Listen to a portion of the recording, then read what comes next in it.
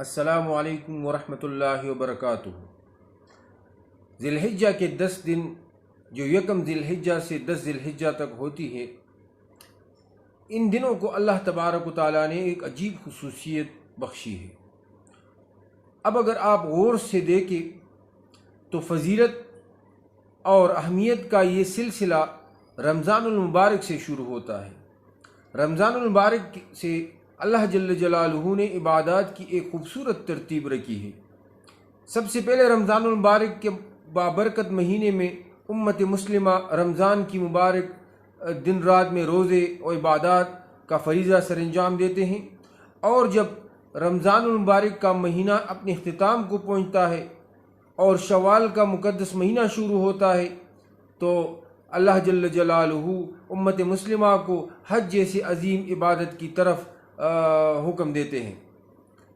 میرے عزیز دوستو، حضور علیہ الصلوۃ والسلام فرماتے ہیں کہ شوال حج 3 مہینے ہیں، شوال، ذیقعد و ذی الحج۔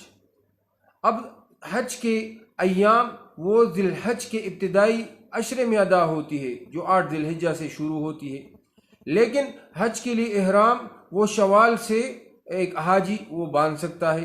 اس لیے یہ مستحب ہے کہ اگر ایک حاجی حج کا ارادہ کرتا ہے تو وہ اب شوال کے مہینے سے حج کے لیے احرام باندھ سکتا ہے۔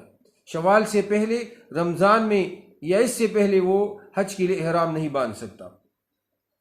تو میرے عزیز دوستو، رمضان المبارک کے مہینے کے بعد پھر حج کی عظیم عبادت وہ شروع ہو جاتی ہے، شوال اور ذیقعد اور ذی الحج۔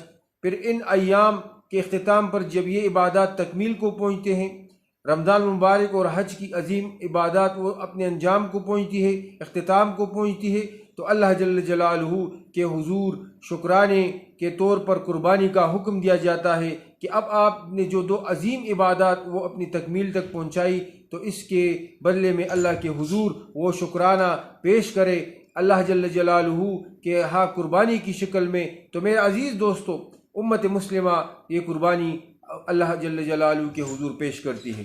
اس کے ساتھ ساتھ میرے عزیز دوستو، اب اس میں بھی ایک عجیب ترتیب اللہ جل جلالہ نے رکھی۔ رمضان المبارک کے اختتام پر امت مسلمہ عید الفطر جیسے مبارک اور خوشیوں سے بڑی عید مناتے ہیں، اور جب حج کی عظیم سعادت سے مسلمان بہرور ہوتے ہیں تو میرے عزیز دوستو، اس کے بعد امت مسلمہ عید الاضحیٰ کی مبارک سعاد اور عید مناتے ہیں۔ اور پھر ان میں بھی میرے دوستو، جب عید الفطر کا دن ہوتا ہے تو اس دن مسلمان صدقہ فطر سے ایک عمل شروع کرتا ہے، اور عید الاضحیٰ کے دن قربانی سے۔ تو میرے عزیز دوستو، اللہ جل جلالہ نے عبادات میں ایک عجیب ترتیب رکھی ہے۔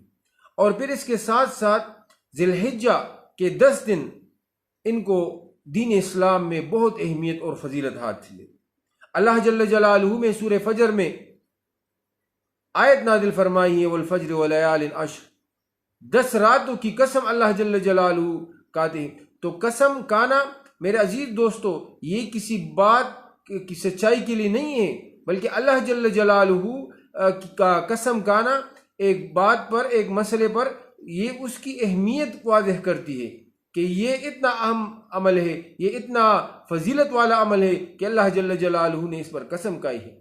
تو مفسرین کے بہت بڑی تعداد وہ فرماتی ہیں کہ ان 10 ایام سے ذی الحجہ کے 10 دن مراد ہیں، اور خود حضور علیہ الصلوۃ والسلام کی احادیث مبارکہ سے اس کی فضیلت معلوم ہوتی ہے کہ حضور علیہ الصلوۃ والسلام فرماتے ہیں کہ ان دنوں میں، ذی الحجہ کے ان دنوں میں اللہ جل جلالہ کو عمل عبادت اتنا محبوب ہے کہ وہ اور دنوں میں اتنا محبوب نہیں ہے، چاہے وہ نفلی عبادت ہو، تسبیح ہو، ذکر و اذکار ہو، جو بھی ہو۔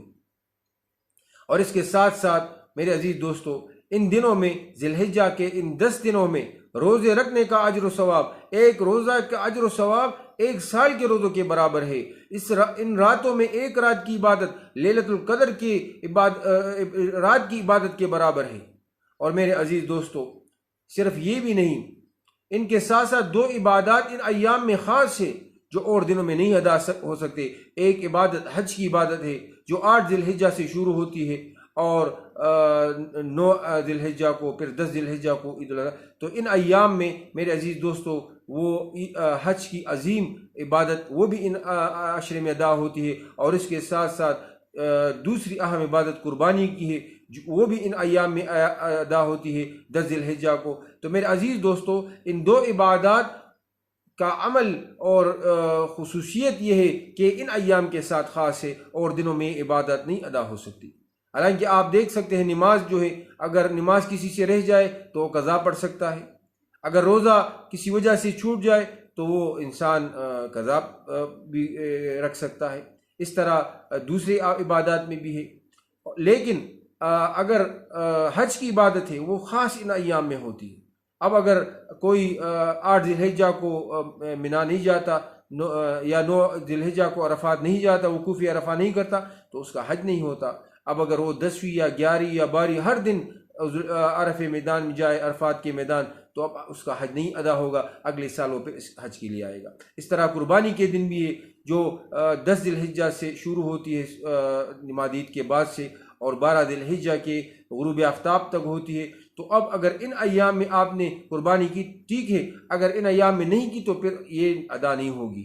پھر آپ اگر ادا بھی کرنا چاہیں تو آپ صدقہ کریں گے اور نفلی ہوگا، لیکن وہ واجب عمل قربانی کا وہ ادا نہیں ہوگا۔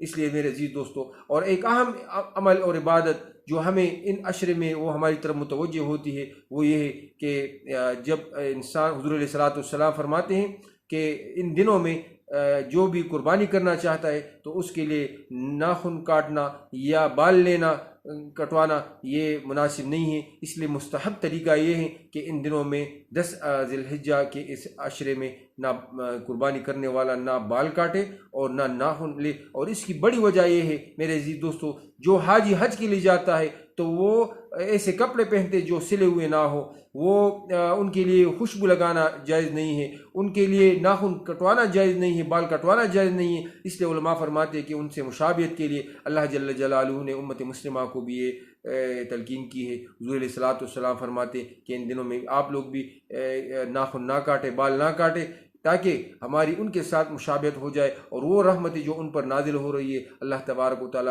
ہمیں بھی ان سے مستفید فرمائے، اور اس کا ایک حصہ بھی ہمیں عطا فرمائے۔ اللہ جل جلالہ ہمیں اس پر عمل کرنے کی توفیق عطا فرمائے۔ وآخر دعوانا ان الحمد للہ رب العالمین۔